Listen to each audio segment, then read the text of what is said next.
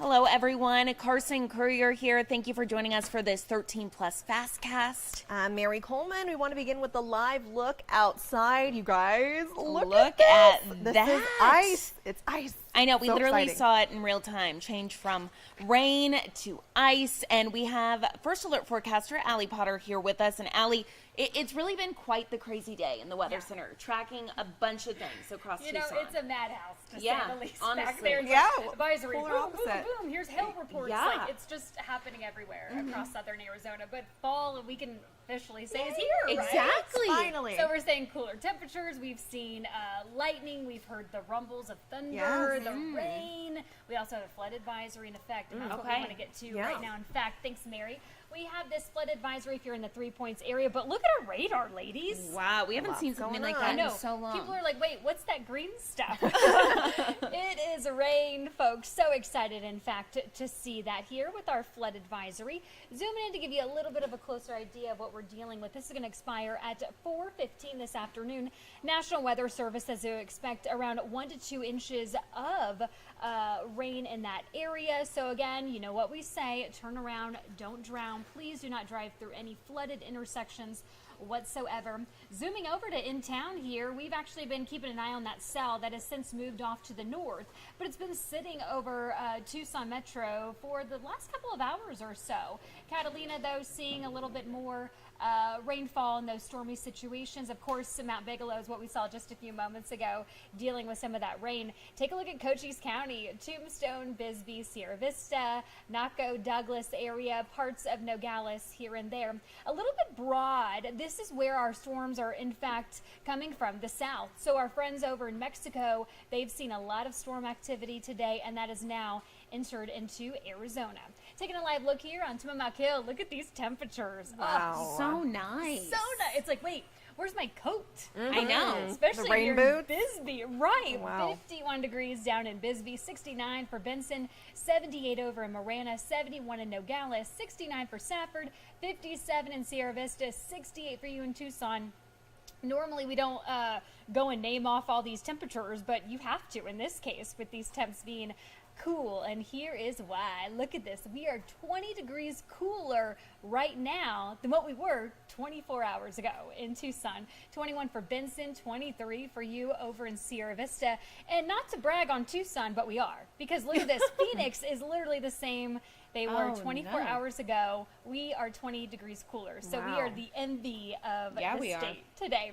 Here's Mount Bigelow once again. Just gotta have to show this off. Those clouds earlier were coming into place when we did our 10:30 cast, and now we are seeing, it looks like ice, baby. Yeah, we will take it. We did see some gusty winds as well. We've clocked in 20 miles per hour in Tucson, 40 though for our friends down in the Douglas area. And just to give you a little bit more perspective, we've actually had reports in Bisbee, dime-size hail to be exact, quarter-size hail at the intersection of Irvington and Camino Seco. We also saw parts of Pima County, quarter-size hail, and then dime-size hail off of I-10 and Kolb, just to give you a better perspective. And this is all because of this trough, and actually it digs really deep and down into Mexico, mind you, bringing us those cooler temperatures, those gusty winds, and then that rain. It'll level off just a little bit, but we're still going to be very fall-like. But we'll warm up slightly, but we're not talking about any type of major roller coaster ride or anything like that. So how much rain could we expect literally happening today, mind you? Well, our GFS model says 4,300ths of an inch and 1,400ths of an inch if you are in the Safford area, a little bit of a quarter of an inch in the Douglas area. Unfortunately, that rain is just for today, ladies. Boo. But the temperatures will take the 70s, right? Oh, yeah. 79 degrees in Tucson for tomorrow, 70 in Sierra Vista, 73 for Nogales, 71 if you are in Douglas. Your 7-day forecast, it is a little chilly at night, so do keep that in mind now. It is the season. 57 degrees for your overnights, the 70s just for today. 80s do make a comeback starting on Thursday, warming up by Friday to 88 degrees, but will cool down come the weekend. So 86 on Saturday, 81 on Sunday. The 70s do make a comeback, though, starting on Monday. But that 50-degree mark, it's almost too close to that 40. Yeah. Like, Yeah. ooh. Oh, for sure. This is what we've been asking for, though, you know? Right. All No right. 90s on the whole Nope, 7-day forecast. No triple Sign digits. me up. I mean, Awesome. literally just a week ago, we were breaking records. I know. Yeah. In triple digits. Yeah. And been now, crazy. Okay, now I can say, you guys, it's officially pumpkin spice season, right? Okay, Right. now Amen. it's okay. Exactly. Now it's okay. about time. Awesome. My goodness. Well, thank you so much, Allie. You have lots to do back there, Oh, so yeah. we'll let you go. I'll see you later.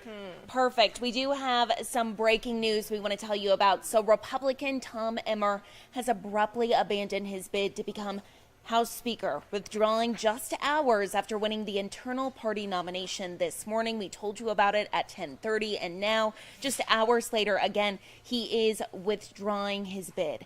This happening once it became clear he would not have enough support from GOP colleagues for the gavel. He becomes the third GOP candidate to fall short, leaving the Republicans no closer to resolving the chaos in Washington, D.C. It has been 3 weeks since Kevin McCarthy's ouster, and 3 weeks since anything has been able to pass, including money to Israel, money to Ukraine, the possibility of a government shutdown still looming. That would happen November 17th. Now, we do know the GOP will have another candidate forum coming up at 3:30. There is a deadline to put their name in, any candidate that's interested, literally right now. So we could have a new person representative here. Of course, we'll let you know as soon as we learn more out of Washington, D.C. And happening now, the Cochise County Sheriff's Office is trying to find a way to crack down on human smuggling that we have continuously told you about. Sheriff Mark Daniels and other officials from across the state held a press conference today to address some of those problems and what can be done to mitigate that. Our J.D. Wallace was there and has the latest for you. I'm J.D. Wallace in Sierra Vista, where Cochise County Sheriff Mark Daniels just announced Safe Streets 2. It's an operation that will include deputies and law enforcement from across the state, including DPS, as well as deputies from other departments in other parts of the state to try to stop the flow of human smuggling as well as drugs into the state. We'll explain more about this effort and what other departments are willing to do coming up live on 13 News at 4 and at 6. Turning now to the latest on the war in Gaza, where we're learning the United States is asking Israel to hold off on the reported ground invasion there. The goal is to allow more time to arrange for the release of more hostages. We told you 2 Israeli hostages were released yesterday. 2 Americans were released on Friday. And right this second, we want to show you the latest numbers here. So take a look at this. In the last 24 hours, more than 700 people have been killed in Gaza. It is the highest daily number since Israel started airstrikes in the region. That means more than 5,700 people have been killed in Gaza so far, including 2,360 children. More than 1,500 people are missing. Half of those reported missing are children. This is the humanitarian crisis in Gaza continues to worsen. More than 2 million people are currently trapped there with resources like fuel and water running out. Water production in Gaza is currently at 5% of normal levels. And because of that conflict and concerns that that conflict could grow, there's worldwide travel alerts from the U.S. State Department that are currently in place. Now, we want to tell you about this because Tim Romer, who is a former CIA agent, says everyone should take this alert very seriously. He says if you're planning to travel outside the U.S., stay in groups, know your surroundings, and always know what's going on in the world. Although this travel advisory should be taken very seriously, I think for most places in the world, you should have increased caution. You should have a backup plan. But at this point, I wouldn't say that it should prohibit you from doing something overseas or studying overseas, especially if it's not in the Middle East. Romer also recommends setting up your trip with the STEP program. This stands for Smart Traveler Enrollment Program. It's a free service by the State Department and enrolls travelers with the U.S. Embassy. We have more information on this up now on our website. And turning now to some more national news, another plea deal in the Georgia election case. Jenna Ellis, an attorney for former President Trump, is the fourth of the Fulton County co-defendants to strike a plea deal with the Fulton County DA's office. Ellis pled guilty to aiding and abetting false statements and writings. As part of her plea, she will testify in other trials and give a recorded statement. She also faces 5 years probation, $5,000 in restitution, 100 hours of community service, and she must write an apology letter. And today, Michael Cohen, Donald Trump's former attorney, testified in New York. Now, the attorney general is seeking to bar Trump from doing business in the state. Cohen went to jail for tax crimes and lying to Congress. He also previously testified before Congress about a hush money scheme involving women claiming to have had affairs with Trump. Trump is calling Cohen a liar and has denied any wrongdoing. Meanwhile, to more national news this afternoon, the United Auto Workers strike expanding once again. 5,000 members walked off the job at Arlington Assembly in Texas, the General Motors' largest plant. The targeted strike came just hours after the company reported third quarter earnings, which grew last quarter despite the strike. GM said it lost $200 million in the first 2 weeks of the strike and an average of $200 million a week in costs in the first 3 weeks of this month. With Arlington now on strike, those weekly losses are likely to jump more than 50%.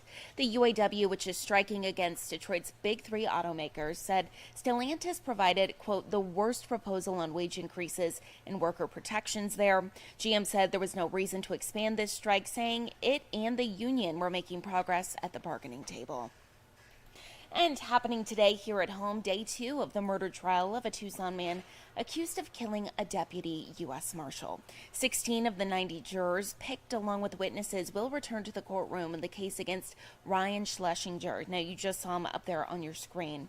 He's facing more than a dozen felony counts for the 2018 shooting death of U.S. Marshal Chase White. His trial in federal court is expected to last 4 weeks. And also happening today, the man accused of burning 2 churches in Douglas is set to appear in a Tucson federal courtroom. Eric Ridenour is charged with arson as a hate crime. This for allegedly setting fires at the First Presbyterian Church and St. Stephen's Episcopal Church in May. Ridenour is seeking to represent himself and has been ordered to undergo a mental competency evaluation. We will, of course, be sure to keep track of this hearing and let you know what comes up today. And with a little bit happier news for your Tuesday, the game that everyone is looking forward to. It's win or go home for the Diamondbacks, fighting last night to keep their World Series dream alive and walking away with a 5-1 win against the Phillies. But it hasn't been easy, and with the series tied up at 3, the Diamondbacks will need to win another game in Philly.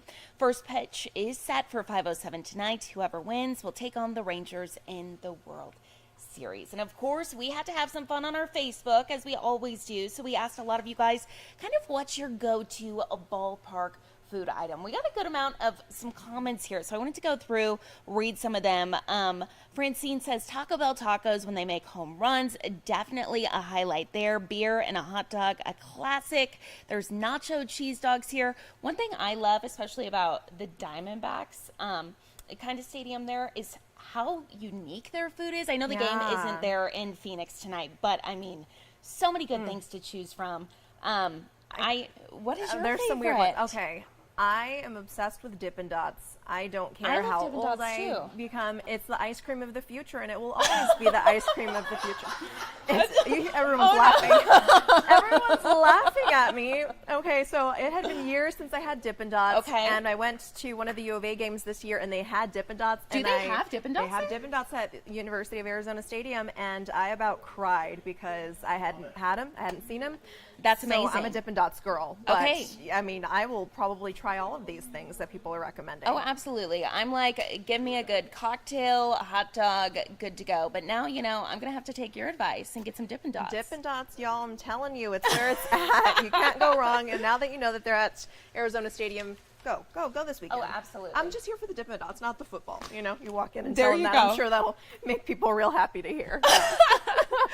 Well, guys, we hope they win, Wow. obviously. And here's a gorgeous look outside. Look at that, Carson. Some moisture, finally. I know, it's so cozy out there. It It's like is. the weather we've all been waiting for. I know we keep saying it, but it's so nice. So definitely enjoy it. Inside, stay safe because, as Allie was saying, lots of warnings out there. Tune in coming up on 13 News at 3. She will have the latest on all those warnings, on the flood advisory that's in place. And tune in for the next FastCast at 7:30 for more news and weather. We will see you then. Have a good